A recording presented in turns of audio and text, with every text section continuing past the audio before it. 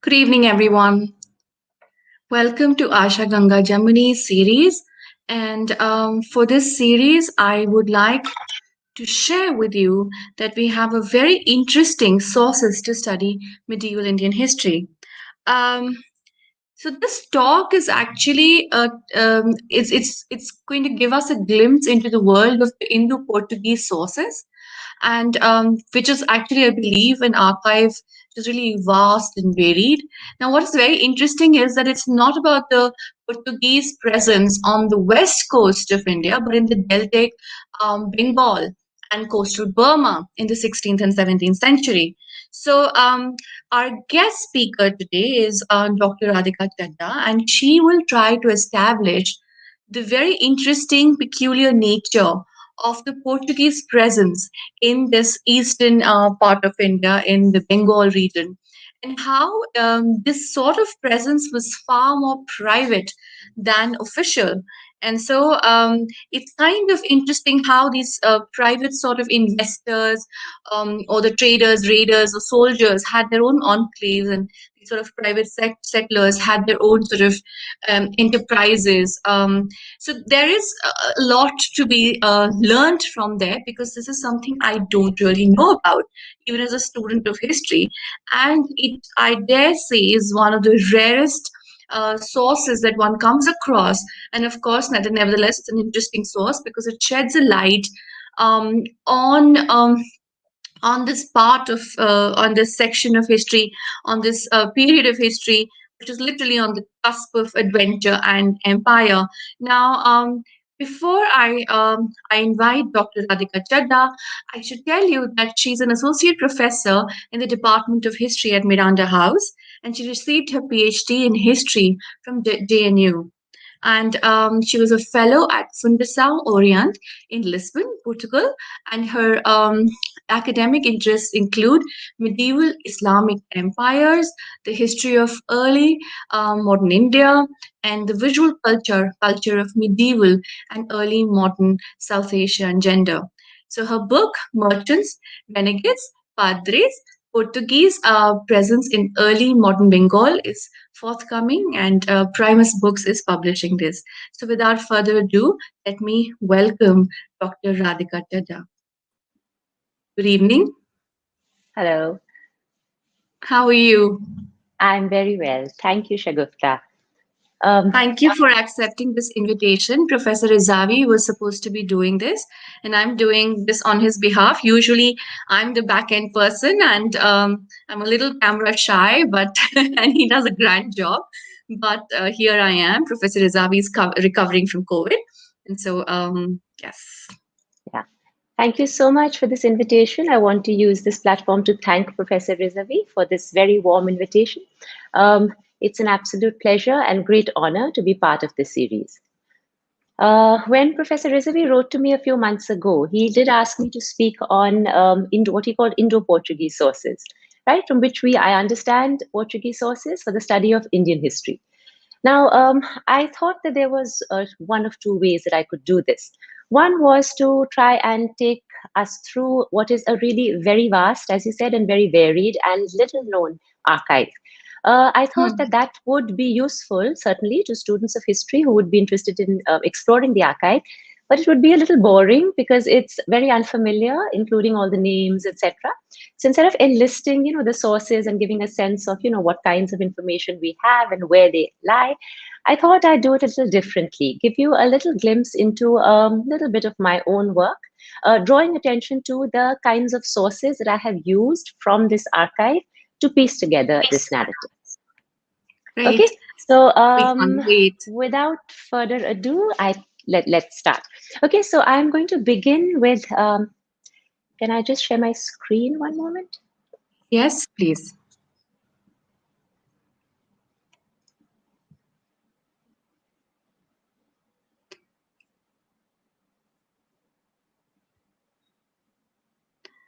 In the So meantime, I'll does that share work? with our Can you see audience. it? Yes, it works, No, and you will just have to go full screen now. sorry. Is it full screen? Um, No, no, no. You need to go start the presentation from the. Yes. Oh dear. Okay. Have you? I don't know. I think I've done something wrong. Can you see it now? Yes, I can. You just have to go on top next to the yellow button that says share and then present. There you go. Great. Wonderful. Okay. Wonderful. Yes, that's perfect. Great. Great.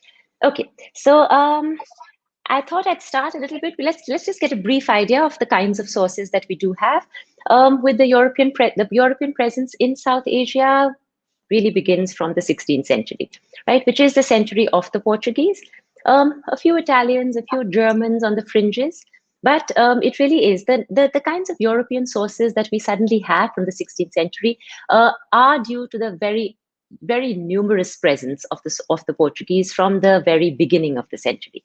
By the 17th century, we have a layering of the European presence with the arrival of other kinds of European individuals and companies. By the 18th century, it's a very varied political economy. But to go back to the 15th century, the Portuguese archive shows us that early in the 15th century, there was really very little idea that Europe had of anything really of Asia, including the contours of the Indian Ocean coastline was known very vaguely, including precious stones. They didn't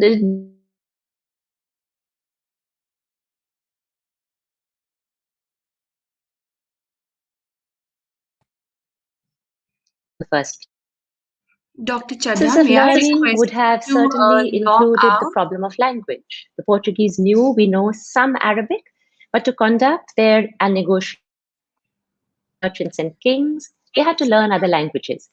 That would have included immediately Malay, because Malacca is one of the first places that they sought, and then the Spice Islands. But of course, with that Persian, Malayalam, Kannada, Konkani, Tamil, all of these were learned as spoken languages. And that's very visible in, for example, early books. For example, the book of Duarte Barbosa, who lived on the Malabar. So the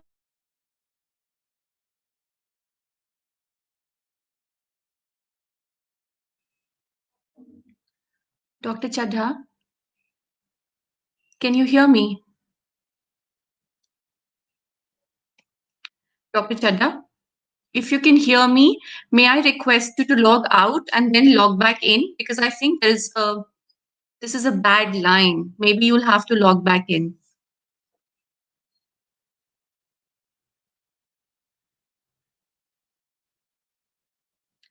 Okay, in the meantime, let me share that our forthcoming program, actually, while Dr. Chadha logs back in, is going to be with Dr. Nandini Chatterjee. And this is going to be Friday, 21st of May. And very interesting sources. We're going to be talking about household archives as the sources of Mughal history. This is something I've always been fascinated with. And I think this is, one of those things that not many people have researched on. So great. So that is something to be tapped into. And then, as I said, Professor Rizavi and I will be returning again. We will let you know when with the second season of Ganga Jamuni's and Aligarh Society of History and Archaeology talks in a different format, in a much more palatable, exciting format we're looking at.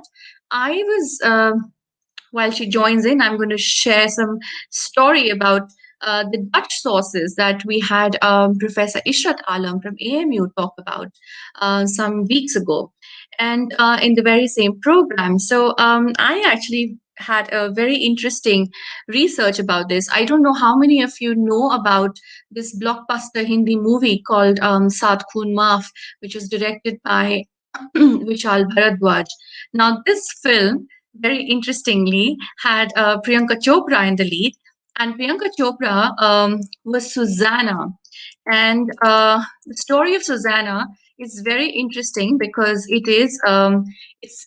takes place in Chinsura, and she's a Dutch woman from the 17th century, and she inspired this film Saat Khoon Maaf.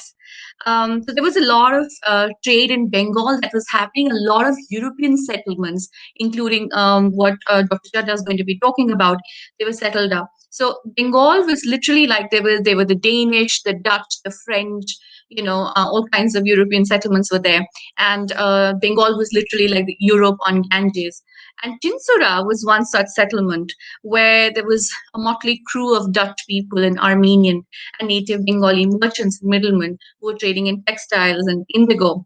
And of course, the pleasure gardens and the country mansions, the Bangaliers, with steps leading down to the riverfront, provided perfect backdrop to a pleasurable life for a Dutch traders. Now, I actually know of a story of this is a very famous story of Saat Sahibar Bibi, which means like wife of seven sahibs, and this is a very exciting story. And I am waiting for a message from Dr. Radhika Chadha, who you're here to hear, and I am filling the gaps in the meantime. Ah, still not heard from her. So, anyways, I'm going to continue my story. So the story of Saad Sahibar Bibi, or the wife of Seven Sahibs, is of Susanna Anna Mariam, who's also the protagonist in Saat Khun Maaf. She was a Dutch woman who lived in the 17th century's Chinsara. She was first married to a prominent Dutch merchant and, of course, an official. So, and then after he died, she married an English person, Thomas Eads, who she outlived again. And then, of course, before her own death, she sort of bequeathed a large amount and created a trust for the upkeep of her tomb and also of her two husbands. But why is she known? She only had two known husbands. Why is she known as the wife of seven husbands? Of course, in local language, if you have two, if you have two husbands, it grows into seven into local lore, which means that okay, like सात आदमियों को खा गई या सात सात मर्दों को खा गई, sort of a story. I am waiting for Professor Chadda to join me, and I have no more stories or gossip, bazaar gossip from Bengal to entertain you. In the meantime, great. So. Thank you, Dr. Lakshmikant Mishra. You're very good at humoring me. But if you know more about this story of Anna Maria, I mean, I'm very interested in Susanna Anna Maria because, like the story of a woman with seven husbands is like quite a scandal. Then, of course, there is a Bibi Juliana story. I don't know if how many people have heard about this Bibi Juliana story. Again, it has a Portuguese connection. So I'm fumbling. So okay, tell you what. When you look at the Christian themes in the Mughal miniature paintings, which we've also had a discussion on, there is like there are of course there's a profusion of Julianas. Okay, one is of course this sort of so-called Akbar's Christian wife. In Maryam Zamani. And then, of course, there is this one more person in 1628, I think, and one of the letters that she was written by an Italian priest in Agra, and I think his name is Francesco Cori. He talks about Abdul Hai Firangi and his daughter Juliana Firangi. Okay, so this is very interesting, Juliana. Now, Firangi is an Armenian Christian. Okay, now this is very interesting because I would love, Professor Rezavi, if you're listening, I would love to have someone talk about Armenian sources because we've had someone talk about Dutch. So maybe talking about Armenian sources would be so much fun as well. So this Abdul Hai Firangi, he's an Armenian Christian, and he derives his origin from the Arabic word, like so Firangi is like the Arabic word for foreigner, or particularly like Western European, not people from the Arab world. So I think France, I think that's where it comes from, Franks, Al-Farangi. And so anyway, so the story is that he is Abdul Hai is like the Qazi of the imperial camp, and and you know, like even Jahangir mentions him in his Tuzuk. So he says that this Abdul Hai Firangi's daughter, who worked in the harem, was married to Iskandar, whose son Mirza Sikandar would later like serve as the Faujdar of Sambar. Now, Juliana's children, Mirza Sikandar and his brother, Mirza Iskandaruz, were brought up in the Mughal harem along with the Mughal princess. Now, we hear of the death of Juliana from the letters of Father Jerome Xavier. Now, of course, you've all sort of known about these people through the Ganga Jamni Asha talks. And so there is you know, like Juliana is an important person. However, there is one more Juliana. Okay. Now, this is a Portuguese Juliana, not an Armenian Juliana. So, Juliana is a person who is called BB Juliana, and there is a neighborhood in Delhi called Sarai Juliana, and this is named after Juliana de Costa. And this is, you know, I read this story long ago in Jonathan Gil Harris's book, The First Firangis. If you want to read about this, you can actually look up that book as well. I don't believe that. Let me call. Uh, and if Professor Izavi, if you're listening to me, you must come to have a conversation. And perhaps there's an electricity or a power cut. These days, you never know what's happening, even in the capital, you know. So, the story of Juliana is that since Juliana is someone interested in sharing this story at the moment. Okay, never mind. So there are these Jesuits in Agra who built a church during Akbar's reign. Now, this is also known as the Church of Akbar. So anybody who's been there knows about this. So this was destroyed on the orders of Shah Jahan. This church was destroyed on the orders of Shah Jahan, and it was rebuilt during the tenure of this husband of Begum Samru. You know, so Walter Reinhardt. And so this guy Walter Reinhardt is a commander of Agra Fort. So, why did Shah Jahan order the church to be pulled down is a very interesting link, and that is related to Juliana. In 1632, Shah Jahan declared war on the Portuguese. Okay. The Mughal army then ransacked the town of Hooghly. There's a beautiful miniature painting about that. So, the story is that when Shah Jahan actually or Shah Jahan's army ransacked the town of Hooghly, they took a large number of prisoners. Okay, so the Mughal Portuguese conflict then took on a religious color. Okay, and it led to the persecution of Christians in Agra, including the Portuguese prisoners. It also resulted in pulling down the Church of Akbar in 1635. And of course, it was rebuilt, as I mentioned earlier, it was rebuilt later. Amongst the Portuguese prisoners from Hooghly was a certain Agostino Dias Costa, the Costa. And this we come to know from Manuti's account. Whether you want to believe Manuti's account or not is another thing. But Manuti mentions of a person, of a Portuguese prisoner in Agra called Agostino da Costa, and he was a physician who was the father of this baby Juliana. So so this Juliana da Costa, she entered the harem as a maid or a slave or Nawab of the Nawab Bai, Aurangzeb's wife. And then sort of like, so Aurangzeb's wife, who's the mother of Prince Muazzam, is Bibi Juliana, like she's the maid. She's mentioned very favorably, in fact, in glowing terms, in the correspondences of Portuguese officials and Christian missionaries of various nationalities, as wielding considerable influence and able to intercede on their behalf in the Mughal court. So she was very important even for the Portuguese. So she had that privilege and that space and that place. So she's said to have prevailed upon the authorities to exempt Christian priests in Agra from the payment of jizya. This is interesting. And Bibi Juliana, who started as a maid, would eventually become a jagirdar of several villages, which now encompass parts of Okhla, New Friends Colony, and Jamia Nagar in Delhi. So all of Okhla, Jamia, New Friends Colony was once upon a time her Jagir. So that's why I mentioned Sarai Julena. And so this is what we kind of know it as.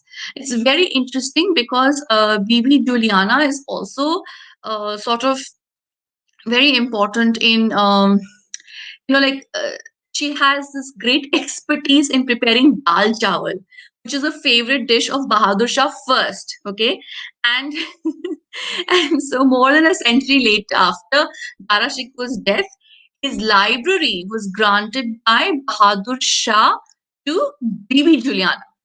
Like so basically 50 years after Darshiko's death, his library is also granted to Bibi Juliana. And after Bibi's death, her descendants sold it to Safdarjung, the Nawab of Awadh. So this is, of course, as you all know, became the residence of Oktoloni, the resident of Delhi, and now Museum of Department of Archaeology, and also now a part of it will be given off to. Um, okay, I think this is. Hello. Yeah, you're not logged in and you've been logged out. We've been trying to call you for a while. Can you please can you please log back in since the very beginning? Yes, we just haven't heard you.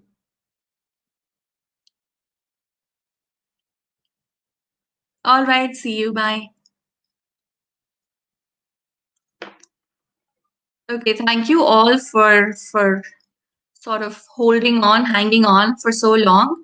Oh, I have some comments here about Bibi Juliana. So Mirza Hasnain says that Juliana de Costa was a woman of Portuguese origin who was the wife of the seventh Mughal Emperor Bahadur Shah I, the son of Aurangzeb.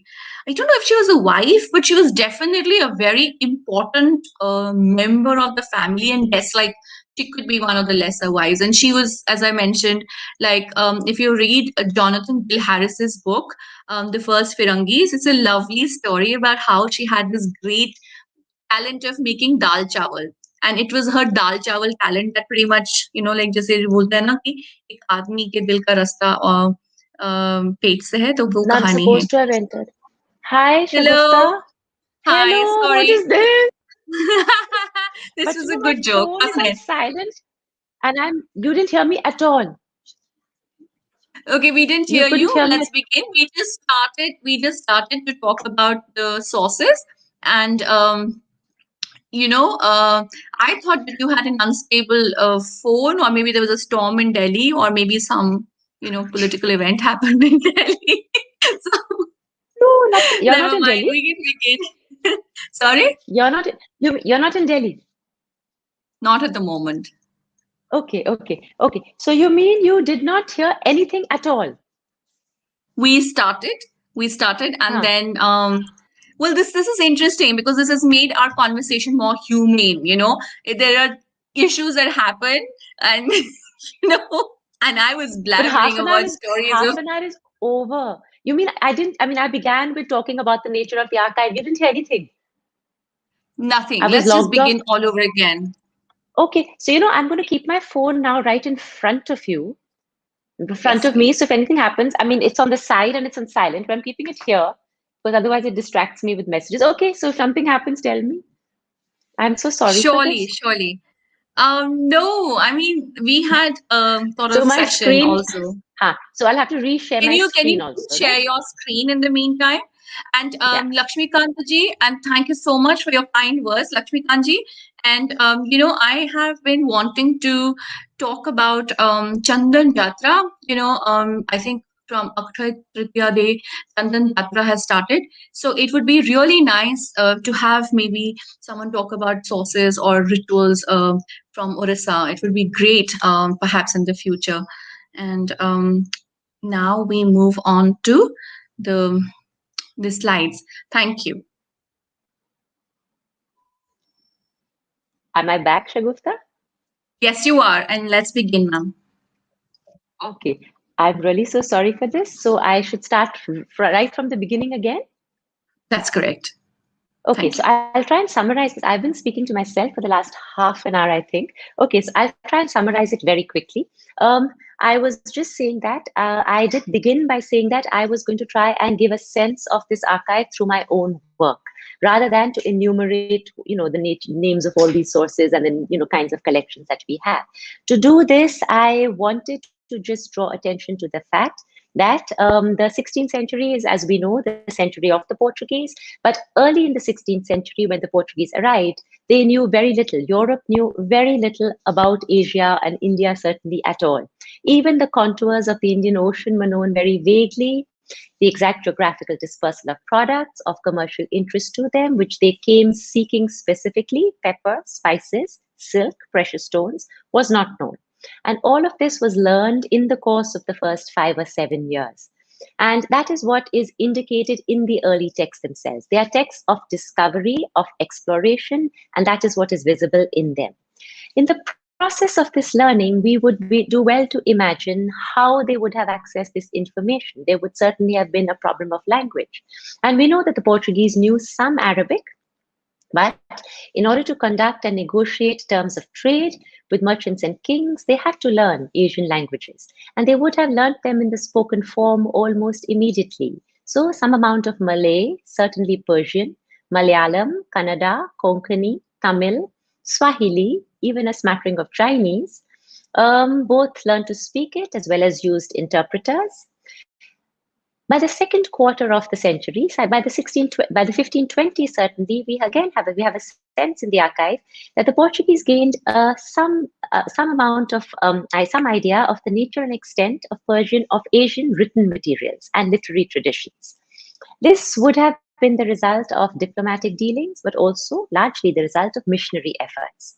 And they began to engage with these literary traditions to understand religious beliefs in order to convert to gain success in converting them to Christianity. But also there were secular intellectual interests of chroniclers, of mariners, of missionaries, of medicine men, leading to a host of texts. And I've just given a random selection of the kinds of texts, which are very different kinds. So, for example, the very well-known text of Garcia da Horta, which is a medicinal text, to write which, printed from Goa in 1563, but to write which we know that he accessed some amount of Persian treatises on medicine. A lot of texts were written by the Fidalgo, the noble, Dom João de Castro, who was a military commander, navigator, but very interested in cartography and terrestrial magnetism, and who produced many maps and sketches, what finally became part of his mariner's notebooks or roteiros, many of which were written while he was in Asia early in the 16th century, but were printed much later in the 19th century. This was because the Portuguese held especially navigational knowledge, but most of their texts very close to the chest, in order to not allow anybody else from Europe to rival them and to arrive in Asia and to navigate these waters so easily. Um, Other texts included the very interesting Codex Casanatense, that is named after the cardinal in whose library in Rome it was finally deposited. We know that early in the 17th century, it was in Lisbon. This is an interesting illustrated text. It has 76 watercolors depicting physical characteristics, dress, and habits of coastal peoples across the Indian Ocean. Mostly concentrating, however, on the Malabar coast, Gujarat, Konkan, Goa, not Malabar, the Portuguese west coast, Indian west coast. These paintings are accompanied by a limited explanatory text in Portuguese. They would have been painted by one or more than one Indian artist in the Gujarat or the Mandu style. That the patron is European, which explains the Portuguese text that accompanies it. It could be seen as a form of early ethnography. Okay, so while we have numerous such texts, that's just a random selection, the Portuguese archive really opens up, the Portuguese sources open up with the chronicling tradition, right?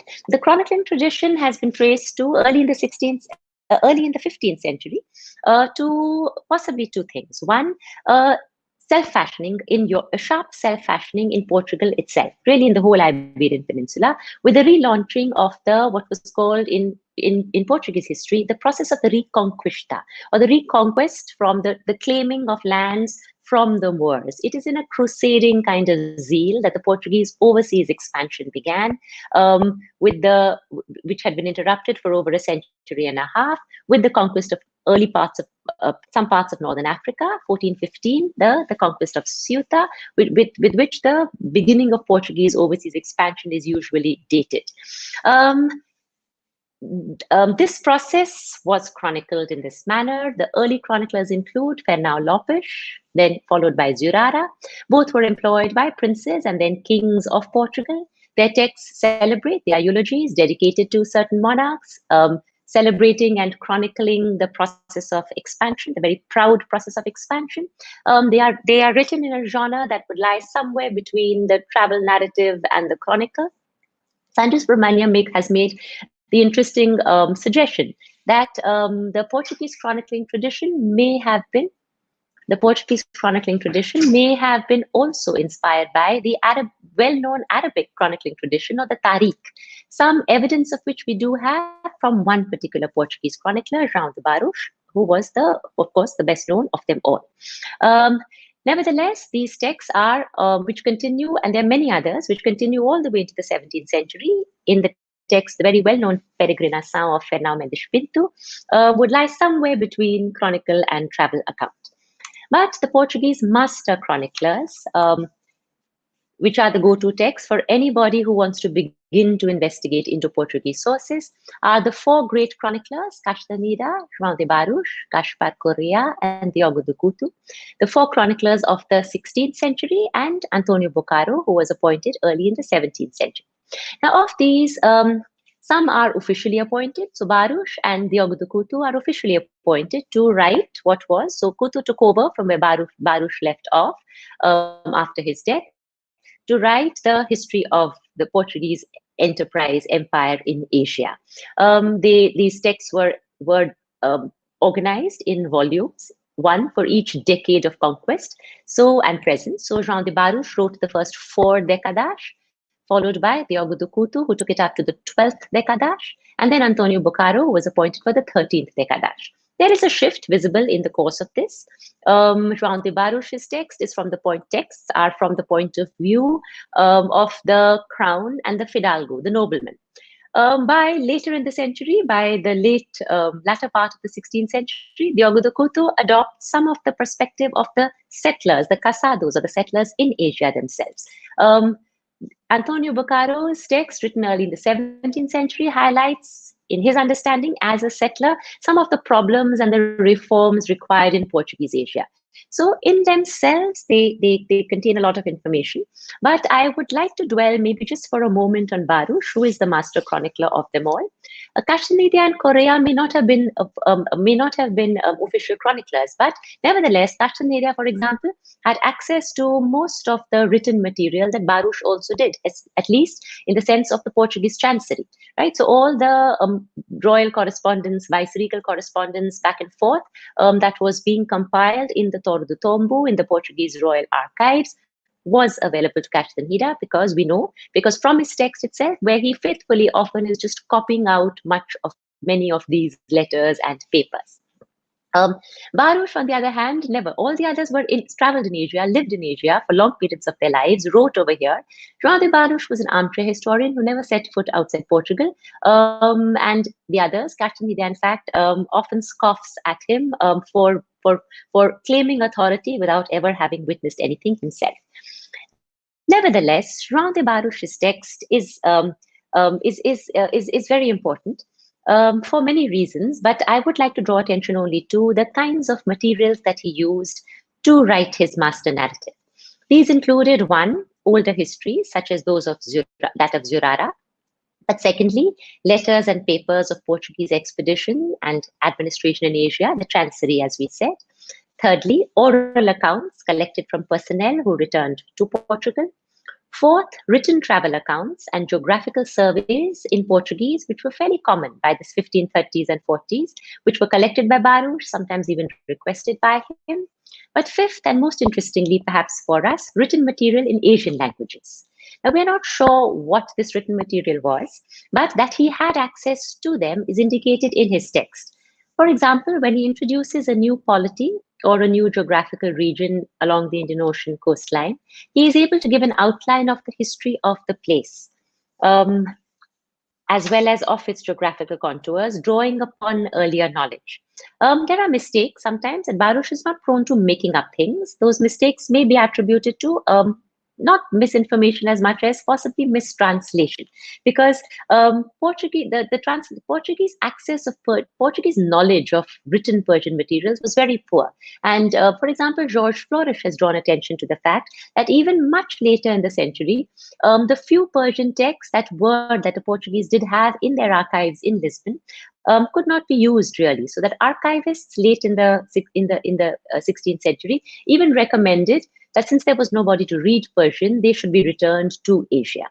So possibly that may account for some of the mistakes amongst other reasons. But Baruch gives us indication in the Decada Segunda, the second book that he wrote of his Da Asia, where he tells us that this account of the birth and sect of Muhammad and the life of Muhammad is based on the Tariq of the Moors. He gives us indication, therefore, that he saw as legitimate Persian and Arabic chronicles as a source. And it is Baruch who brought this to the European historiographical tradition. Okay, now the archive, of course, includes much more than these histories. They include very voluminous papers, right? Correspondence between rulers and viceroys and other officials in Asia. These are the famous monsoon books, Livros dos Monções do Reino, which lie both in the historical archives at Goa as well as in Lisbon. Some of them have been published. Our chronicles have all been published, but they are not translated. Some sections of Baruch are translated, a few sections of Bacaro in other historians' works, but otherwise but at least they are printed and they are published.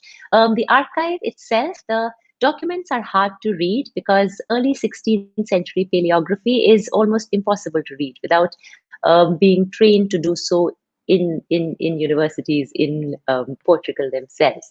Nevertheless, some parts of these papers of the voluminous chancery is published, especially of the early 16th century, in many collections. But the archive really, it's just classified in the forms of, so for example, there's a huge collection called Corpo Chronologico in the Torre do Tombo, in the National Archives, which is just chronologically arranged papers, right?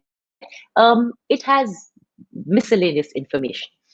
We have papers arranged in drawers, as gavetas da Torre do Tombo, the drawers of the Torre do Tombo. They've just been placed in drawers, right? So that the archive it's very varied, it's little explored. It is explored, but it's yet underexplored. But from it, there's certainly a lot of information that one could get, some of which I have tried to use in my own work. Okay. I'd like to move on to give us a sense of the kinds of papers, right, that we have and the kind of information that we have from my own work, which is an attempt to recover the Portuguese presence in deltaic Bengal and coastal Burma in the 16th and 17th centuries. I'm going to try and draw attention to the kinds of sources, right? And that's what most of the presentation will be about. The discussion, however, is organized into three sections. First, I will try to establish the peculiar nature of the Portuguese presence in this region, where private interests far outshone any official contacts. Moreover, private and official threads remained forever entwined, as envoys sent officially often served themselves before their king, and deserters from empire invoked the crown wherever convenient. We will return to more of this later in the narrative. In section 2, I will attempt to recover the activities of the private settlers in their enclaves. We will find them operating as traders, raiders, and soldiers, participating with gusto in the political economy of the region. And in section 3, I will follow a selection of characters through their enterprises that are situated on the cusp between adventure and empire. To conclude, I will draw out the implications that their presence and their activities had for an understanding of the history of this region that they steeped themselves in, but also for the Estado da India, the Portuguese Empire in Asia, that they preferred to keep at arm's length. Throughout, I will emphasize the sources of information on which I base this narrative in an attempt to give you a sense of the kinds of documents and nature of information contained in this archive, which is as yet underexplored. Okay, so very quickly, at the end of the 16th century, in January 1599, and the quote is from Father Francis Fernandes, who was a Portuguese Jesuit serving in the Bengal mission, writing to Rome about the material bounties that would attract people to the lesser known eastern regions of India. Right? In his estimation, it was a very rich region, both for merchants as well as for missionaries. So that clearly by the end, and this letter is from 1599, clearly by the end of the 16th century, Bengal and Pegu had come to represent lands of boundless opportunity to the variegated Portuguese elements in Asia. But in 1498, when Vasco da Gama sailed into the harbour at Calicut, after nearly a century of groping along, that is Portuguese navigators groping along the African coastline, Bengal had hardly been heard of. By the time Father Fernandes was making his assessment, the Portuguese settlement established at Hooghly had evolved into a commercial hub at the head of the Bay of Bengal. Soon after, the English and the Dutch traders chose to locate their trading outposts within a stone's throw. And Thomas Bowry estimated, later in 1676, that there were over 20,000 Europeans settled in Bengal, over which half were living along Hooghly River. From very tentative and almost desperate beginnings, the Portuguese settlers gradually came to become a power to reckon with in the region. In the first half of the 16th century, there were concerted attempts by successive viceroys of the empire headquartered at Goa, but they found it difficult to even open up trading and diplomatic relations with Bengal or Arakan. Early in the 17th century, however, the Portuguese had built up a formidable reputation as militiamen. In fact, a band of 400 Portuguese freebooters defeated the Mughal flotilla on the Ganges, commanded by Raja Mansingh himself. Their leader, Domingos Carvalho, was one amongst several such Portuguese adventurers inhabiting the region. He was widely regarded as the terror of all those kingdoms of Bengal. To dream of him was enough to make the enemy run away. Bengal thus clearly did not lie in the direct line of Portuguese state interest at the start. Till 1515, the Portuguese crown was literally hammering into place its overseas empire in the western and southern Indian Ocean, building fortresses to capture key areas of spice trade. It evolved into a unique thalassocratic or seaborne empire with territories dispersed along the Indian Ocean coastline. These were fortified settlements strung together by a dominating fleet of armed cargo vessels and men of war to create what was called the Portuguese Estado da India, headquartered at Golden Goa. This formed the official presence.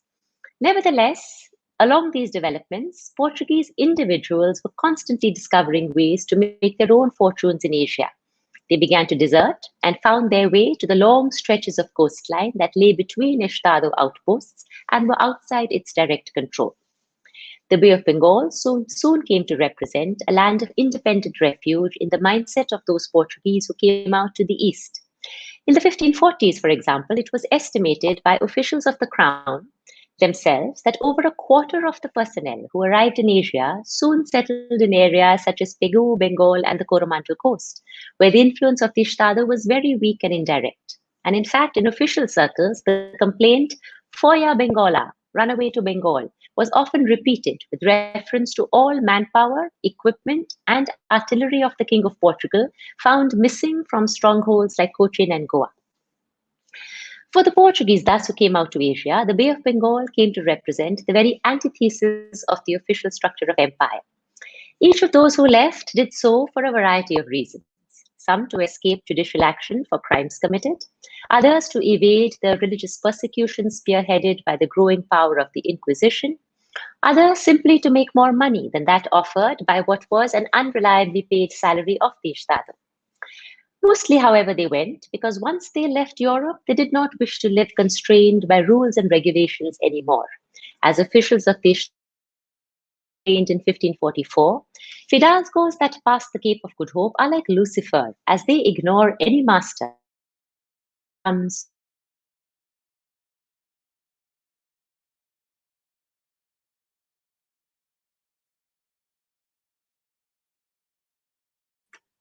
Dr. Chadha, if you can hear me.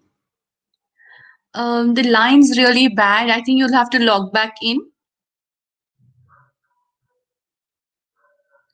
Dr. Chadda, can you hear me? Can you please log back in?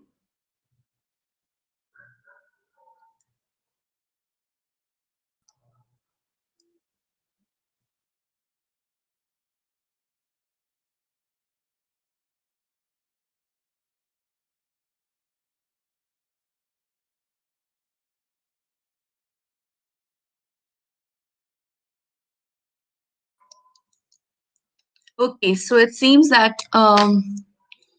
we have lost the connection again, and I'll have to look for some interesting stories again to entertain you.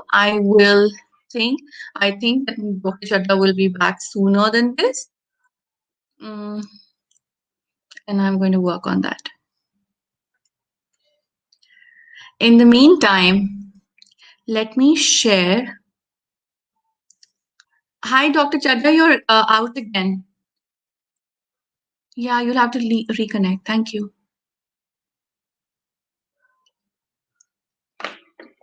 So, for those of you who have just joined us, and I can see some of you have just joined, our YouTube channel, there is Asha, Aligarh Society of History and Archaeology. They have a YouTube channel. There's a Facebook page called The History Learner. There's also the Facebook page Ganga Jamuni Heritage. There's a YouTube channel of Ganga Jamuni. So you can log into any of these channels and look at our previous talks.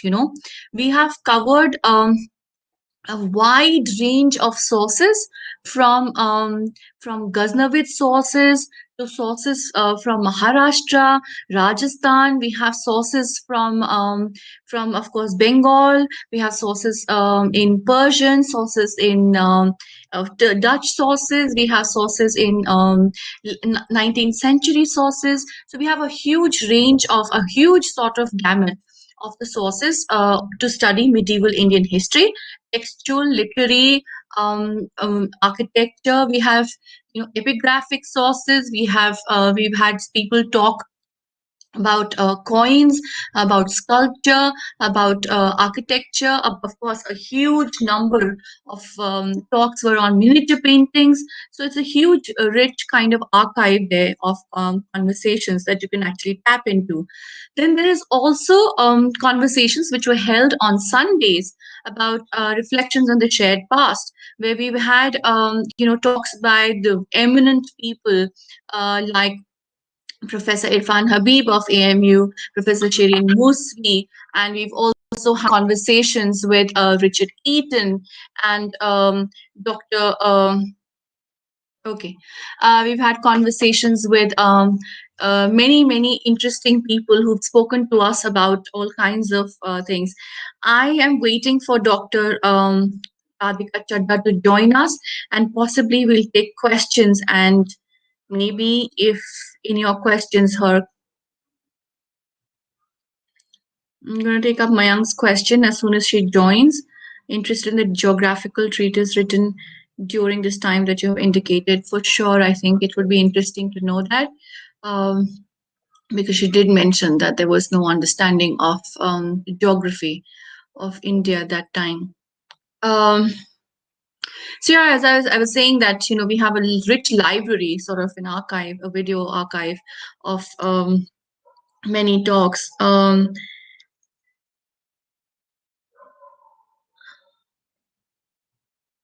Great, we have her back. Okay, Hi. I'm I'm so distressed with this. It's technology. We really can never master it. Okay, I I know think you're now frozen what again. to do. Really? It's all Am right. I We're going to frozen? take up questions. Yeah, you were briefly, but let's take up some questions just to break this. There's a question by Mayank, and Mayank asks, I'm interested in the details of geographic treatise written during this time that you have indicated. Yeah, sure. I mean, can you hear me, Shagufta? Yes, I can. Okay. Okay. So, Mayank, there are lots of geographical treatises. So there are lots of maps also. Okay, the geographical treatise that I really wanted to draw attention to is the one that is called An Anonymous Voyage Up the Irrawaddy and the Ganges, right? It is an archival document that was discovered and was printed in entirety and translated by Genevieve Bouchon and Louis Philippe Thomas. It's about a voyage up the Irrawaddy and the Ganges from Chittagong till the one. Okay, so that is one geographical narrative that is very interesting. Uh, but most of the Portuguese records draw attention to the coastline, right? So, for example, in Baruch's text, there is a survey of the coastline. There are maps reproduced of various parts of the coastline. In many of the letters between king and viceroy and back and forth, often there is a documenting of the nature of the coastline, right, and of navigational details. So that forms the kind of interest that the Portuguese had um, in India, in Asia. There's yet another question by Hasnain Aziz, and he asks a question: other than the capture of Hooghly and Chittagong by Mughals, what more battles did Mughals fight with the Portuguese and won? Was the Portuguese Well, attitude towards Indians any different than towards Brazilian? And were they afraid of the Mughals? hmm. Yeah, okay. So in Bengal, the Portuguese fought numerous times, but not always as adversaries, right? So Bengal in the 16th century, the political economy of Bengal, the political system was so fluid in the 16th century that there were the Portuguese were formed a very important part of the entire political scene. They brought with them great navigational skills in the deltaic and coastal tracts. They brought with them good artillery skills. Also, they brought with them artillery itself. Right. So we have very interesting complaints by the factor and viceroy of the Shtadada India and factor at different outlets, Cochin, Calicut, Goa, complains to the king that the king notes that most of the artillery that should be in the king's stores is not there. It has disappeared, and it can be found in the hands of his adversaries. So the Portuguese really contributed. My argument is to the political economy of Bengal, not as adversaries but as participants. So they are, for example, in the employ of the Mughal emperor. They are acknowledged by him for their great service that they performed, their military service that they performed in the early conquest of Bengal. For example, by Prince Parvez, who is leading Jahangir's forces. He's a Mansabdar in the Jahangiri court who is employed in furthering Mughal conquest of Bengal. So not always as adversaries, but as cooperators. Uh, the conquest of Chittagong that took place did not take place in Aurangzeb's reign, led by Shaista Khan, did not take place evicting the Portuguese. It took place evicting the Arakan ruler in collaboration with the Portuguese. So, as is recognized even in the Persian source, the Fatiha Ibria, that was translated by Jagannath Sarkar many years ago, um, the the Mughals estimated that they could not win Chittagong unless they had won over the Portuguese. And so Shaista Khan spent a long time first finding out in what they wanted and how to get them over to his side. And then, as Shahabuddin Talish, the author of that text, estimates, once the Portuguese had come over, Shaista Khan knew that victory was imminent. So at Hooghly, certainly the Portuguese were the adversaries, but not always, not necessarily otherwise. Often they were collaborators.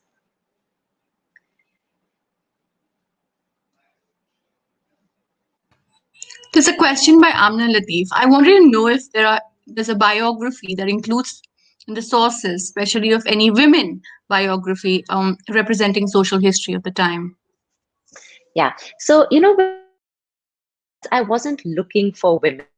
And as anyone who's, looking at sources knows, we'll find what we look for often. So it's a very good question.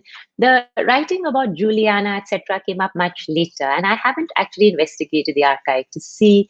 But There is evidence of some women. For example, in the records that we have of the fall of Hooghly, there are references to rich Portuguese women, right, amongst those who were taken captive at the time of the fall of Hooghly. And then amongst those 400 odd captives, 422 or something captives that were then taken in chains along with many Jesuit missionaries to the court at Agra, they included women who were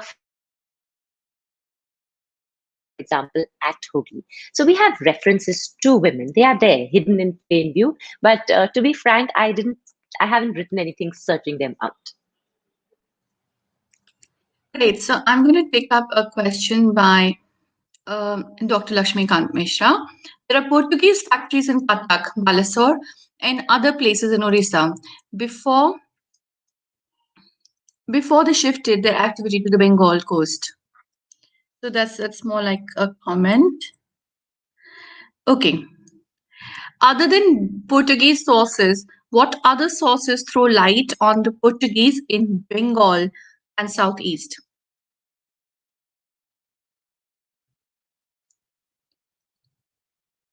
Dr. Chadha, if you can hear me, you'll have to log back in. I think I logged out again. Yeah, okay, I'm back. So, Other other than the than the Portuguese, Portuguese sources, what other sources throw light on the Portuguese in Bengal and Southeast? so they are there in the Mughal sources, for example. In even in Abul Fazl. So the settlement at Hooghly is ultimately is given by Farman by Akbar to the Portuguese, to Pedro Tavares when he comes leading an expedition on Akbar's summons to the court, right? So they are there in the Persian sources themselves, certainly. They're there in the Dutch sources. So I cannot look at the Dutch archive because I don't know Dutch, but we can access them through a lot of work that has been done. So, for example, S. R. Rasaratnam has work on slave trade that the Dutch did in Bengal, taking over. First, they were purchasing from the Portuguese, and then they became the slavers themselves, right? So they would be there in the Dutch sources. They are there in the Bengali sources, certainly. So in the Bengali sources, there is the whole image um, of the. This is in Bengali folklore. What is the nature of that genre of the text? It'll come to me in a moment. But in Bengali folklore, there is the image of the Portuguese boat stealthily creeping up the deltaic tract and then raiding whole villages, ransacking them of their population, and then disappearing, right? And in some of our records, the Jalia came to represent the Portuguese in Bengal, right? In popular perception. So the Portuguese are there in indigenous sources, in the Persian archive, in the Dutch archive, certainly.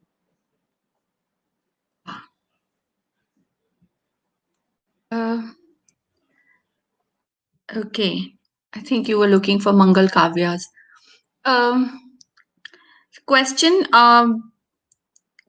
If time permits, I'd be interested in their understandings of monsoon. Do they have different understanding of monsoon as seen as the Arabian Sea and Bay of Bengal? I have been to both these seas and I find the different character of both the seas. Hmm. Hmm. That is actually very interesting. So when I was, trying to understand what the Portuguese made of the region that they were encountering, that they were exploring and discovering, one thought that struck me repeatedly in many of the documents was that the Portuguese approached the land from the sea, right? And therefore, their understanding of Bengal was from that vantage point, right? So that we have much, and they knew much more. Therefore, the archive documents had much more. They knew much more about the coastal tract and about the lower reaches of the delta and about the vagaries of their navigational prowess is something that was well acknowledged by local powers as well. Right, so they would have. I don't know what is the difference, right? Because I didn't look, but it would be there certainly because their whole interest in and their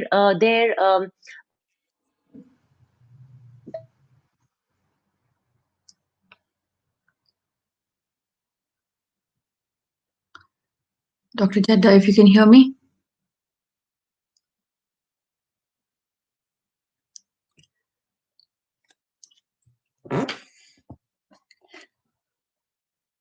Okay.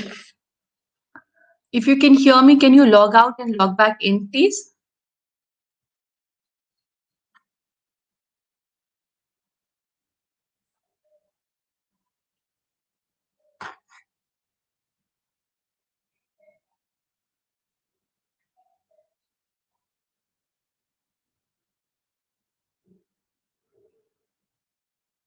Can you all please log back in? Okay, so yes, indeed, you can actually contact her. Um, for this. And I suppose we'll have to say good night to you here in a rather abrupt manner, but hope to see you the next Friday at 8 o'clock, right here where you are, the same portals where you're watching this from. And we will be back next Friday with sources from medieval history, which is the household sources, and we will have um, Dr. Nandini Chatterjee, who will be talking to us from the UK. So, great. So, I think this is good night from all of us here. And in case we hear from Dr. Chadha, technology is not supporting. Yes, it's rather sad that sadly technology, this happens to a whole lot of us. It's beyond our control. So often, this is what we understand.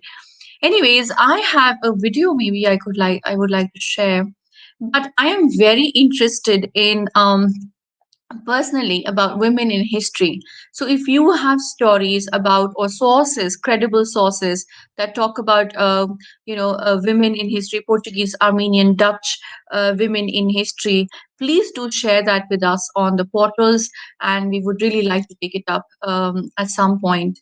And mm, yes, thank you so much, Mayank, and glad that you were able to join us. Very sorry, and we apologize for this kind of tech disruption. Uh, I think she's here again. Hi, Dr. Chadda, you got logged out.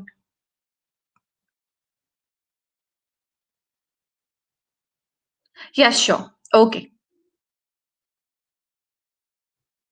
no problem, no problem. Okay, so I wanted to thank everyone for being here. Hope to see you next Friday. And good night, everyone. Please stay indoors, stay safe, and follow the lockdown guidelines. And good night to all of you from Asha and Ganga Jamuni.